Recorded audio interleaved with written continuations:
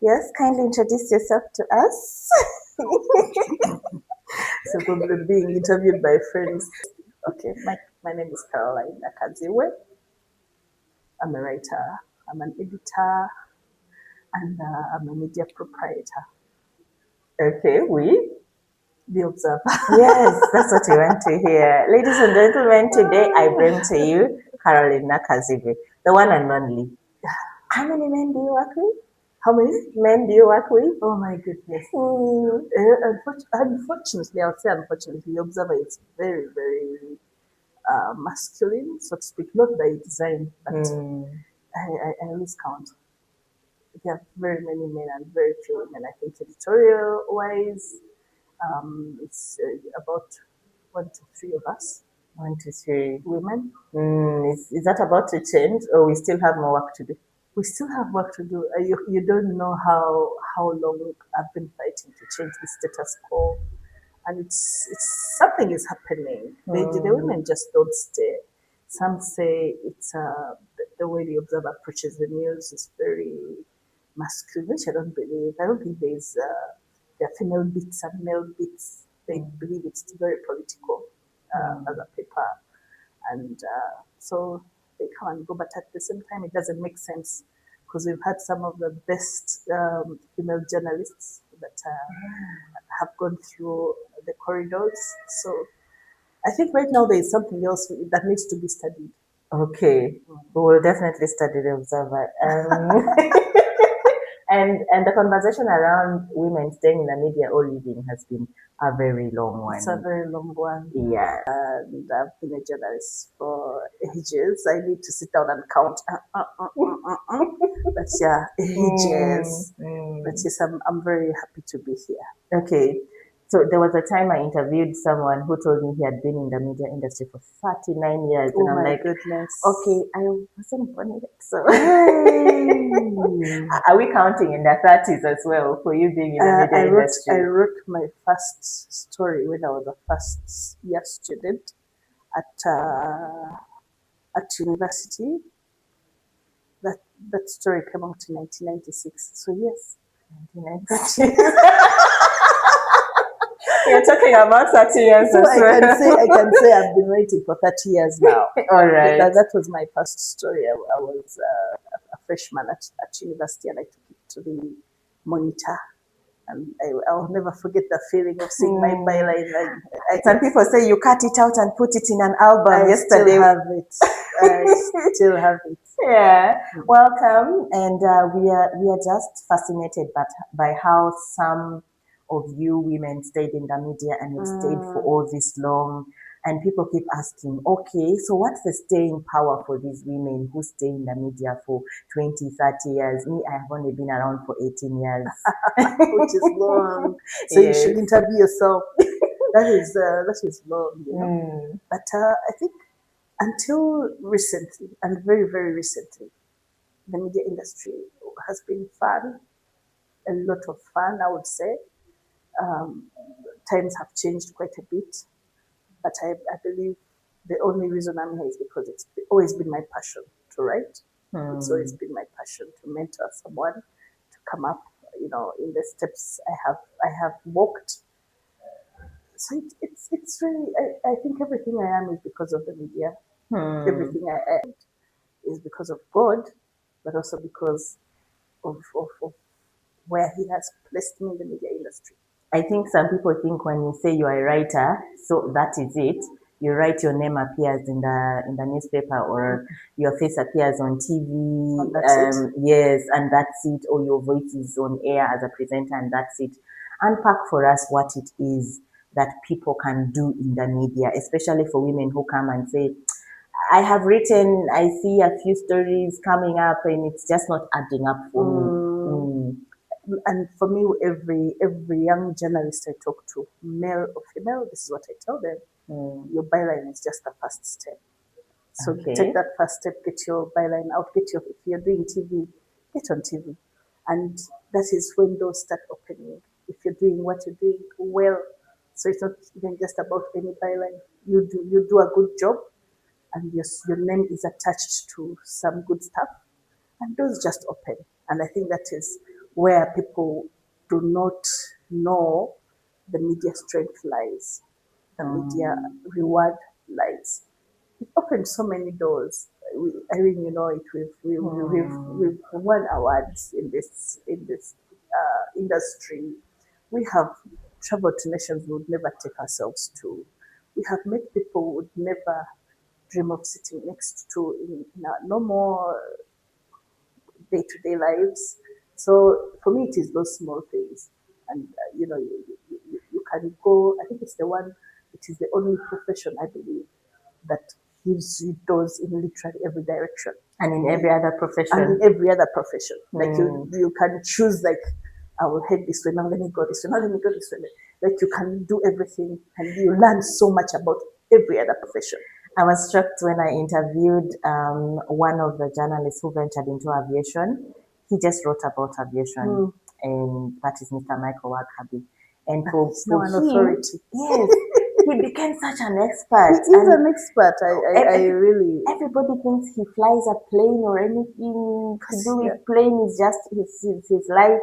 But he says, no, I just learned these things and wrote about them and met the people and sat on tables and places with them. So he learned.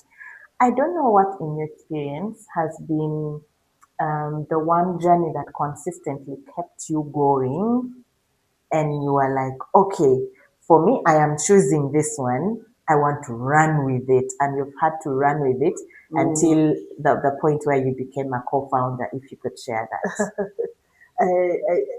Well, I would say health from very early on at the monitor. I found myself gravitating towards health reporting. Although one of the best pieces of advice I was given when I was at the monitor then was don't specialize so quickly. And we were encouraged to do everything. So I would go write business. I would go do politics. I would go to court. I would go cover commissions of inquiry. So we were everywhere. But the one bit that kept drawing me back was health. Until my editor noticed, Mr. Balikoa then, he noticed, he said, you really have this thing, you understand health better than the other journalists in the newsroom seem to. And it gave birth to, what do they call it? Like it gave birth to something else, sex talk. Actually, now that I've written sex talk since my monitor days. And do you know how it started? No. Mr. Balikoa, David Oma Balikoa, told me, I believe there are things you write about, and I don't think people know. Like, and these are questions that other people would ask and wouldn't even know the answers to. Can we start a column where people are allowed to write in and ask random questions they would fear to ask normally? And then for you just answer? Yes, so those questions are supposed to come to me, and then I would answer them. And I think Ugandans are an interesting lot. Once we opened that chapter, the only questions that were coming in were sex related.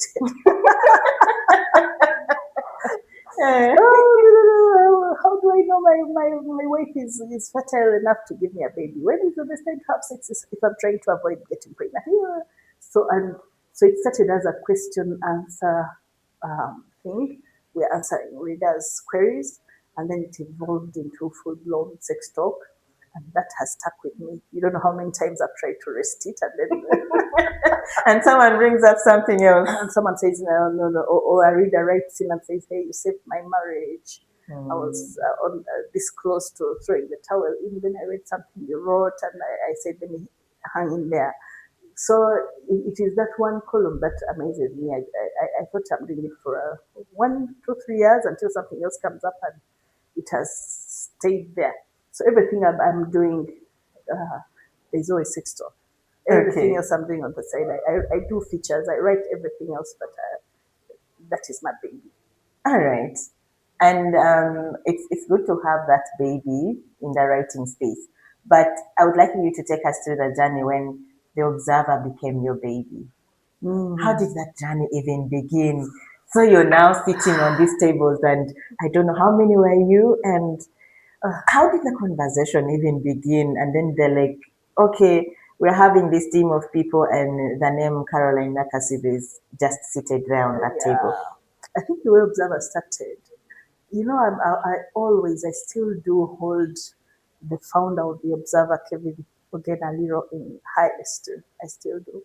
Rest in peace. May his soul rest in peace. So when he left the Monitor, I think they gave him his retirement benefits, but he was just 39 at the time. And a very vibrant and very active vibrant age. and active age, and his prime basically. And he thought, no, this is it. This is not it. I cannot say I'm retiring now and do what? Journalism is what I know how to do. So he started sending emissaries to a few of us. People would come to us. Someone in particular would come to you in person and say, hey, this is happening. And Kevin told me to tell you he would love to work with you on a new project. We knew exactly what was in it for us. Nothing financially at the start. But he said all he wants you to put in as your share capital to acquire share capital is what you bring to the table in terms of brains, creativity, what you can do on your time, and that is what we'll convert, because he knew we couldn't afford to bring equitable, shareholding. So for me, as a young, I was 27. Wow. Yeah, so it was high praise coming from So somebody I idolized. So you become a shareholder at 27 to such a big stake entity. Yes. So I was quite young, and for him, it came at a point when I was ready to do the transition. Really, I think the timing was also perfect. I was at that point where I was like, I think what's next out there? And then this comes in, and I knew it meant going possibly years without pay, but I wanted to be part of a big thing. I wanted to be part of a brilliant team.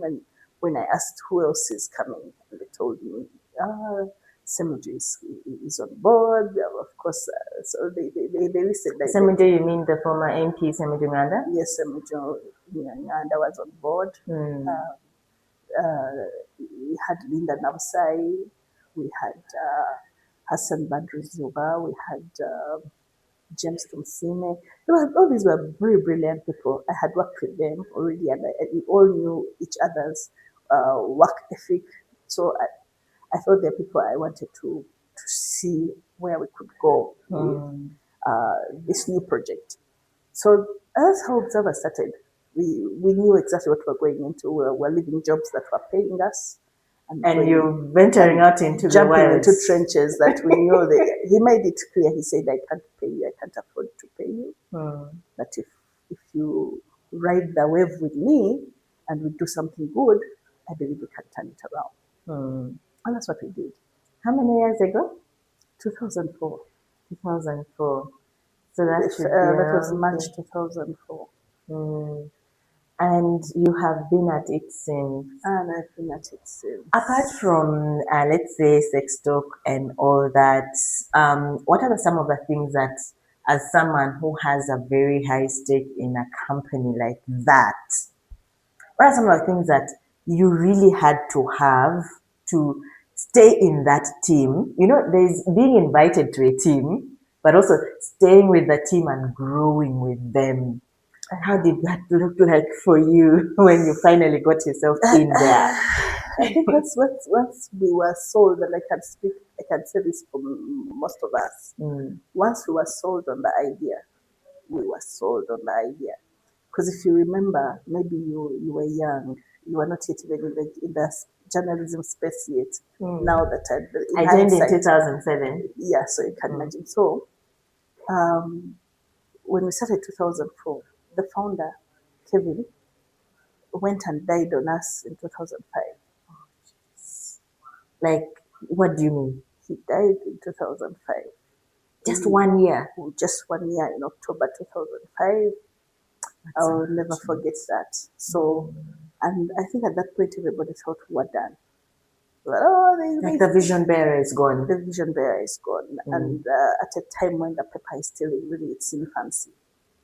And it was extremely confusing, extremely painful, but I think it was also the wind we needed in our sails to say, hey, we can do this, and we can prove the naysayers wrong.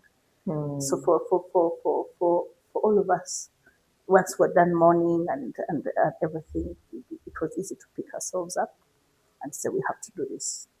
If not for Kevin, for all of us. Because people say so many things. When we were at the Requiem Mass at Christ the King, and later when we went for his burial in Kokonjeru, people gave us 6 months to fold. Some of them told us to our timelines. Some of them told us to our faces, oh, now you see you messed up your career. It's 6 months and it's going under. Maybe you need to go back and beg for your jobs. So it was the what we needed to say, hey, we can do this. And we hunkered down and just did it. So, like I said, personally, I had the passion for what I was doing. But also, when I'm sold on something, I'm sold. I'm a very loyal person. I'm in. Yeah. So there was nothing like, hey. Of course, people jumped ship when he died. There are people who at that point left, and we respect their decisions. They felt like, okay, now this was the glue holding us together. We are done. But we went ahead and did some amazing things with the Observer.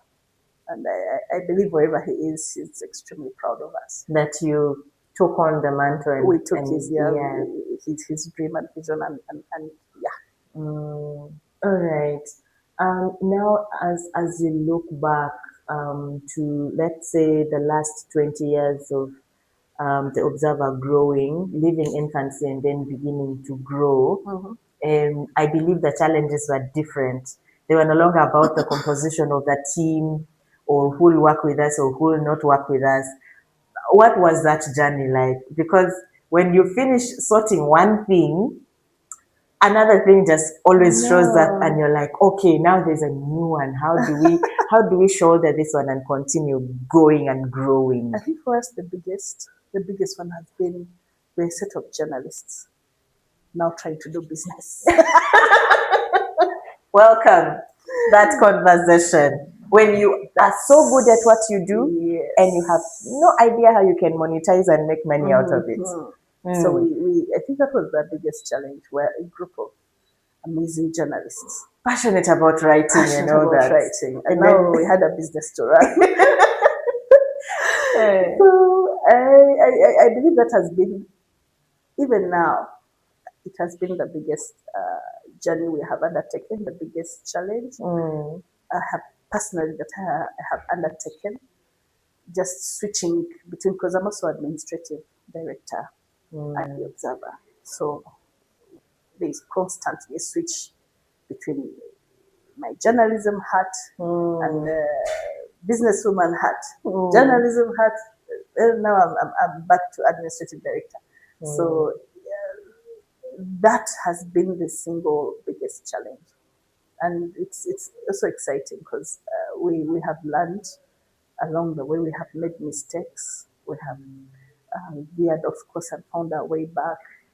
But also we have learned to once seek the necessary skill set we need in some of these things. So you've got to also retool, would you say? Yeah, you have to retool in small, short courses and programs like Women in News. That leadership accelerator thing was really good for me. I think that was my first step. Really, it showed me how inadequate I was as a manager, and so it started the journey for me, centering and saying, okay, I need to get everything I need. I need to skill myself better. I remember I was in that program too in 2019. That is the same cohort. Yes, we were in the same cohort. 2019, when Women in News, Wanifra generally brought Women in News program here in Uganda. We were in the first cohort. But I keep asking myself, so when you are tasked to move in a direction that you have not moved before. And everybody's looking at you and they're counting on you to make decisions, to get things right. And not just money is at stake, but everything else, including the legacy of the company, is at stake because of a decision you're going to make or you will have to make. How do you always turn around such moments?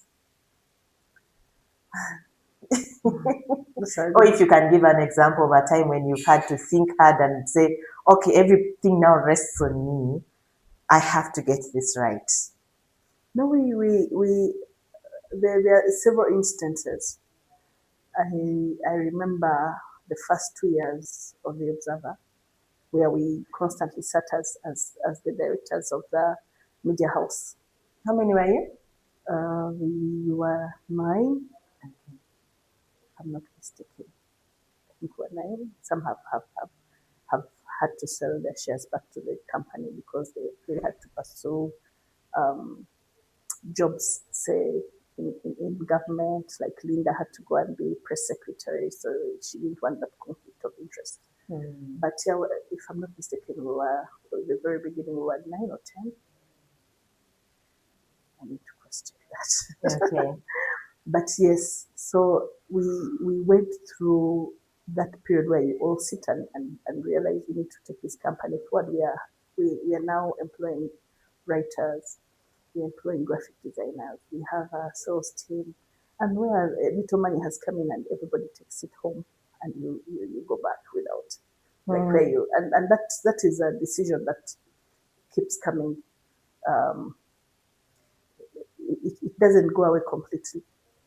It was very common in the first 2 years where you had to take that decision, like, hey, and Irene, I'll be fine, but I need to pay Carol so that she stays and makes a media better.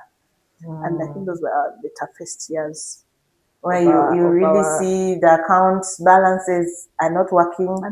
But you need to make sure people stay. So I think those were some of the toughest years for us. Some of the toughest years, even for me, if I'm to speak for myself. But I know we were all in this together. Like we would come in the morning and like we are scratching our heads and on the verge of pulling our hair out. But we had jumped in with eyes wide open. So every time those moments come, even now, like it was a very shaping period for us at the Observer. So every time hardships like that turn a corner and find them, we know how to navigate. Okay. So let's talk about the media generally. Right now, there's a shift to digital. And I'm not sure the cost of producing papers have changed significantly. No, they've gone up. Yes. So even as we talk about the shift to digital, if you look at the investments that you put to make sure the Observer produces, I don't know how many copies you were producing the last 20 years. I mean, the 20 years ago, how many pages or copies you were producing, and you maybe had to scale up, and did the scaling up help? And when you look at it now, what does the future look like? You have to now scale down and go digital. Yeah. You know, we in 2008 we decided to go tri-weekly, and we went tri-weekly for I think 10 years. And when this shift started being imminent, the shift to digital, and it was affecting so many things. It was affecting how companies were advertising and a lot of other things. We sat and made the conscious decision to go back to being weekly in 2017. We just made the conscious decision, like, let us scale back. So that's the major scale back we did, because our idea was to go from tri-weekly to daily. But when we sat and said, is it even viable anymore to have a third or fourth at that time, because also Red Pepper had gone daily, a fourth daily on the market with Uganda's reading culture and all these things. So we just made a conscious decision, let us scale back, go weekly, make a strong weekly paper, which we have kept at for the last 10 years. Now, digital. There we are. That is a very interesting conversation, but I don't think can ever be exhausted because, anyone will tell you the readership is shifting a lot to digital, but the money is staying in print. Unpack that a bit for us to understand. When you say that money is staying in print, what does it mean? Even as we try to digitize our media houses, we have websites and all these things. They bring in like 10% of the revenue. So you still have to look for the 90%. The 90% still comes through the traditional paper. That's where it's coming through advertising, and that is where the revenue is, the bulk of it. So I think it makes the digital transition and transformation harder. It's inevitable, but I don't think there will be a day where we say, hey, we've shut down the paper and we're going 100% digital, because they're totally two different worlds. In other parts of the world, that conversation is very present in newsrooms where now the cost of production does not make sense. You're producing at a very high cost, and the returns are just not making sense for you in a business environment. So I'm just wondering, do you look at yourselves also doing multiple products in the digital space just so you can supplement what you have in the hard copy, the newspaper? Yeah, we actually now we are very aggressively going into socials. We are getting our social media. It took us time, but we're now kind of digitizing the entire paper. We are on YouTube, we've gone TikTok, we've gone to audiences we never thought we would go to, but we have finally seen the light. And we are on TikTok, we're on YouTube, we're on Instagram, we are putting a lot of effort in X. So beyond just having a website and an e-paper, which we have, we're also looking at all these other ways that can monetize and add revenues to the coffers. So it is something we are not even like undermining at all anymore. We know how important it is. As soon as we can figure out how to make money from the digital platforms. I don't know about the dailies, but from the little I have had, they also experiencing the same problem, where you're losing a chunk of readership to digital, but the advertising and the business that makes sense is in the legacy paper. Thank you for that. If you look at the people who come to advertise, are they also shifting their mindset to say, okay, the audience has moved, let's also move digital, or they still want the hard copy spaces? It's twofold. There are those who strictly do hard copy advertising, and then there are the other clients that are doing influencers, digital spaces. They would rather buy a banner on the website. So it's two-way. We cannot say that everybody now wants digital. But yes, there's a group of advertisers that feel our audience has moved and we're moving with them. And then there is a group that says, no, our audience is in the legacy paper, and that's where we want our adverts to be. Now I'm asking you as a leader, how has this shift been for you? Because hard. For the longest time, you've known how to do something so well. Yes. Someone comes and just disrupts it all together and says, you've got to come my direction. The disruption is real, Irene. I think anyone who has done journalism from my generation has had the same struggles. We want to want to write our stories. Don't put AI in my things. The struggle, I think, is real. Like for me to switch my mind and the way I do things from the analog way we've always done it to now digital, which once you embrace it is actually very good, and it has its perks and it has its good side, but I feel it's also eventually it's going to kill off journalism the way we knew it.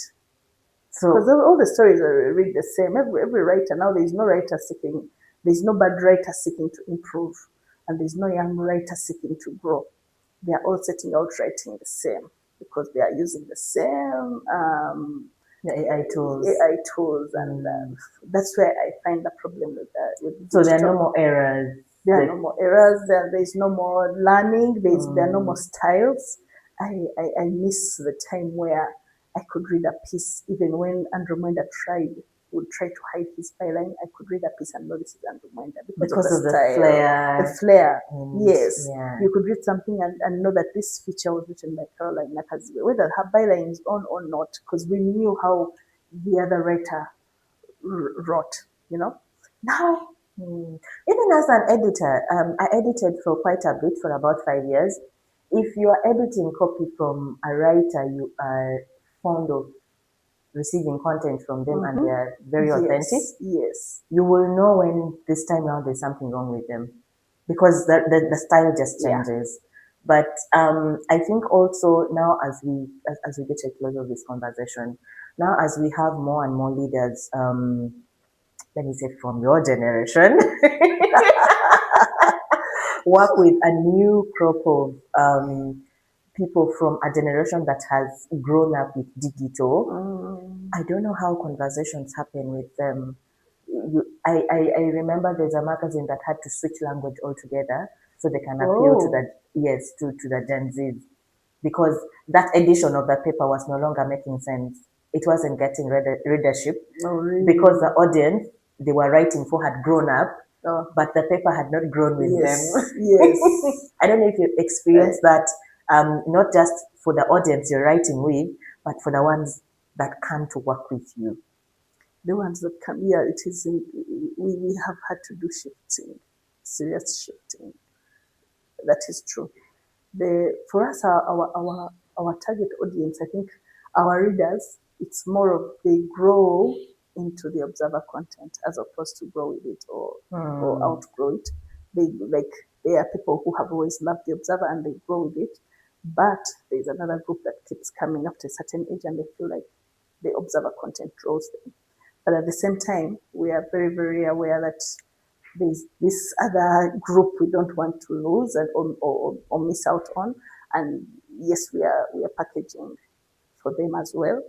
And they very much influenced our digital movements. Does that also affect your leadership style as a leader? It does. For instance, now you have this person who has to create for you TikTok content and oh my goodness, those ones are new bread for me.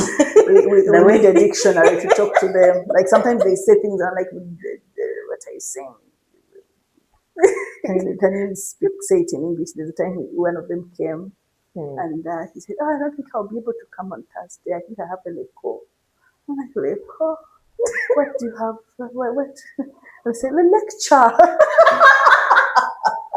So why not just a lecture? See, I have the cause. So I'm really, really learning. You're beginning to decode. They come in and their language is so different. The way they do things is so different. They are more laid back. They are in no hurry. So I've learned to chill, as they tell me. I don't know if the newsroom still has, that the pressure we used to have to beat deadlines and to make things move. And now you talk about having a group of people who come to work, but they have a bit of a laid back attitude. There's no rush. We will get this done. Why are you mad? Exactly. We had an intergenerational crossfire. We had a crossfire between Gen Zs and Gen X. I think it's going up today on YouTube. And the millennials are just lost in between. Yes, and then one of them said, if you tell me to come to work at 7 and I turn up at 7:20, why are you upset?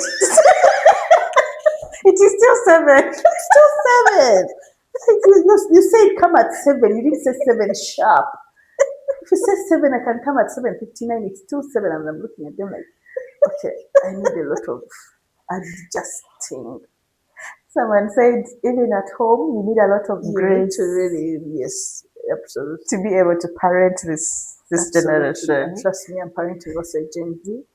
So it is a total mindset shift. Like you have to okay, now this is a new group coming in, think this way. But they're really good people and they're very brilliant. If you understand them. If you understand them, and I'm learning so much from them.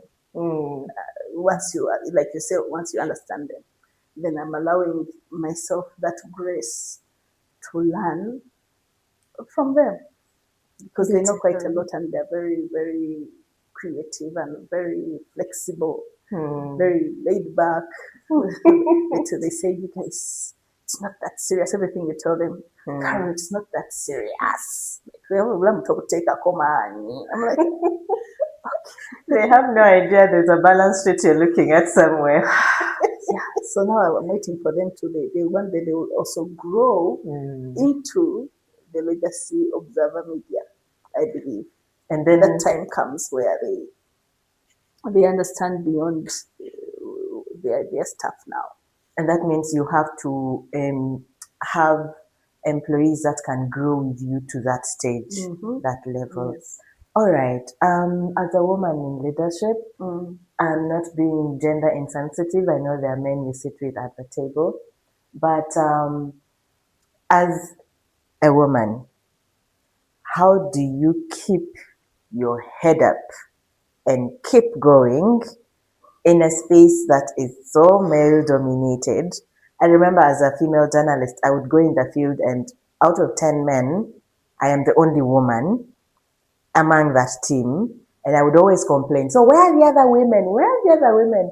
Have you ever had to ask yourself those questions in leadership as well? I did until I got tired of asking because I was not getting answers. The truth is, less and less women are coming into the profession, sadly. So I stopped depressing myself with that question. But I'm privileged in a way that from the get-go, it has never been about them against me. It's always been a very equal footing. Like I've never been I've never been made to feel like I'm less or they're higher than I am, or it's always been like the voice matters, and I think those are things that any woman would want. You want to be seen, you want to be heard.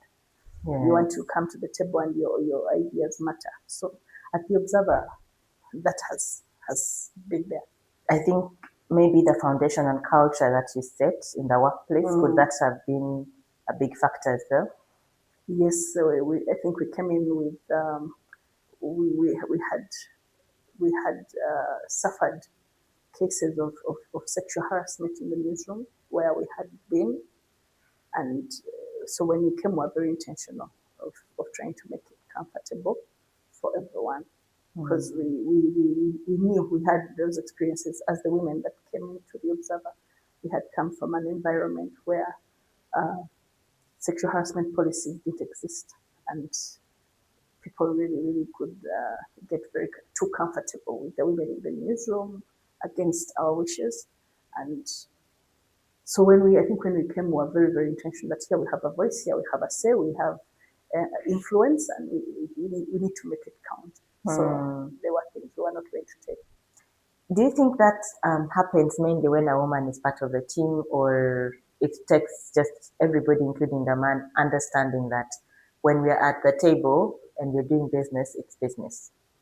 I think it includes everyone understanding that, like, and you as a woman setting your boundaries and also setting boundaries for yourself towards your male colleagues. So I've always had that. I've always had boundaries. I don't date at the workplace. I don't do certain things that like, I do have boundaries where I feel like if this is going to make my judgment and my execution of my roles cloudy or blurry, I don't go down that that role.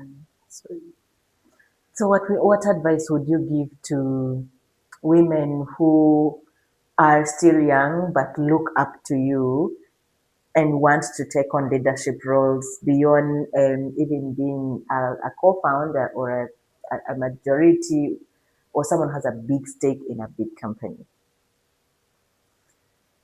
I'm an equal shareholder, not a majority shareholder. At the Observer. Okay. So we have the exact same shares with everyone. But I would tell them to.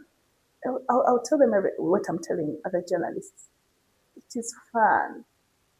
Journalism. I don't know how to do anything else. I think now, like I can do consultancy, but like if you now took me to, I don't know even what example to give, but like I think whatever I do going forward, it has to have a journalism root somewhere.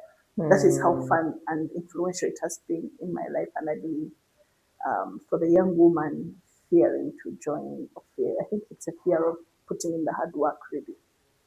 Because there has got to be some hard work. You have to put in the hard work. You have to put in the hard work. You have to create your byline and make it.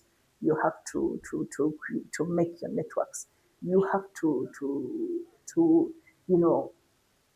make people know when they say Irene Abalo, and everyone says, "Oh, I know Irene Abalo," like that just doesn't fall from the sky. It has to be somewhere. You have to make someone want to work with you. You have to make a media house seek you out from wherever you are and say, "I want you to come and work with us." So I'm hoping they join journalism. It's a noble profession. It is a very good profession. We may have our run-ins with the security and all these things. I really know best, and it may not be as fun as it used to be, especially in the last few years. But I don't think if I were to choose again, I would choose anything different. Okay. And to your younger self that you did not live to become, what would you say? If I saw her, my younger self. Yes, your younger self. You know, when you're young, you have all these dreams, aspirations, and everything, and maybe you shift direction. If you're to go back to that younger self, what would you say to her? I think I'll tell her, Carol, live a little. Live a little. Like there's a time before I started working, like as a career, I partied hard. And when I started working, I kind of morphed into a workaholic, kinda. Like my social life kind of just, it was work. So I think I'll tell her, hey, girl, let your hair down and enjoy a bit more. Yes, and you enjoy a bit more. Like I think I've even my enjoyment is a lot in the sphere of work, as in like, okay, I'm in Dubai because of work. And then you find a way to enjoy. Yes, I'm having fun, and but it is, like you realize it's all connected to work. So I'll tell her, girl, chill a bit. Chill. It's not that serious. Yeah. Oh, I see they're teaching you. Okay, so thank you so much. It's been a pleasure. Ladies and gentlemen, Carolyne Nakazibwe has been here on Random with me, Abalo Irene Otto. I don't know, when I have great conversations like this, I also ask the people, who would you like to listen to on this show? It has to be a woman? I don't know. Whoever your favorite person is, if I have the ability, I'll have to go fetch them from wherever they are and bring them on the show. I think Bat Kakoza. Goodness, Bat Kakoza, wherever you are. Bat Kakoza. These are people we looked up to, and I think he did such an amazing job, especially in broadcast. Okay. But I think he's also, is he still in Uganda? I have no idea. I will have to start looking for where he is. I would love to hear Bat speak. Okay. Any second person? Second person. Or Helen. Helen Muchivi. Yes. Helen Muchivi. Okay, Helen Muchivi. At least I'm sure that one is in Uganda. Penlo, Lankunda. The list is long now, I can see. Yes. Thank you so much for sitting with us on the show Random. Ladies and gentlemen, I am Irene Abalo Irene Otto. We've been here at Ntinda Complex on the third floor. We didn't go out this time round, but the next one definitely will be somewhere out there. And until next time, you never know, it could be you next on the show. Absolutely. Goodbye for now. Thank you. Thank you.